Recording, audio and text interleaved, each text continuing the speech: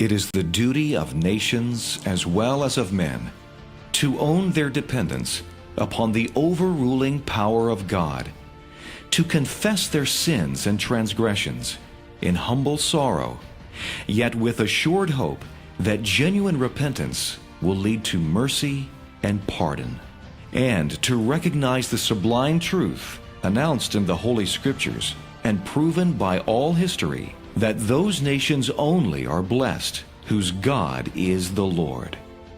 And insomuch as we know that by His divine law, nations, like individuals, are subjected to punishments and chastisements in this world, may we not justly fear that the awful calamity of civil war which now desolates the land may be but a punishment inflicted upon us for our presumptuous sins, to the needful end of our national reformation as a whole people?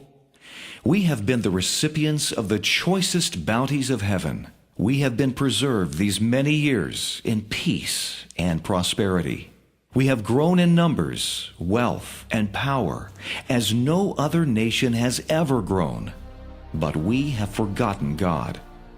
We have forgotten the gracious hand which preserved us in peace and multiplied and enriched and strengthened us. And we have vainly imagined in the deceitfulness of our hearts that all these blessings were produced by some superior wisdom and virtue of our own.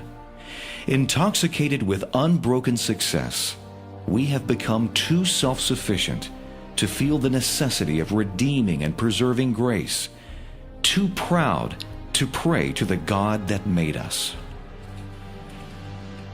It has seemed to me fit and proper that they should be solemnly, reverently, and gratefully acknowledged as with one heart and one voice by the whole American people. I do therefore invite my fellow citizens in every part of the United States, and also those who are at sea and those who are sojourning in foreign lands, to set apart and observe the last Thursday of November as a day of thanksgiving and praise to our beneficent Father who dwelleth in the heavens.